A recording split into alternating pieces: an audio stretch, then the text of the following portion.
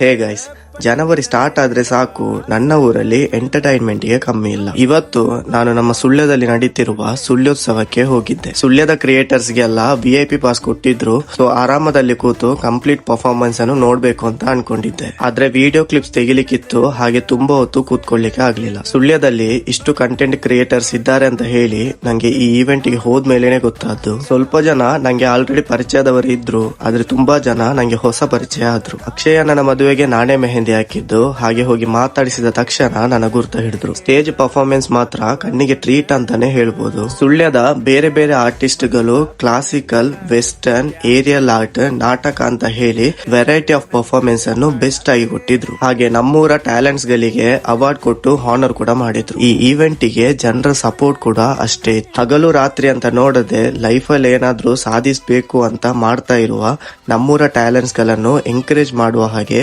ಇದೊಂದು best event ಆಗಿತ್ತು.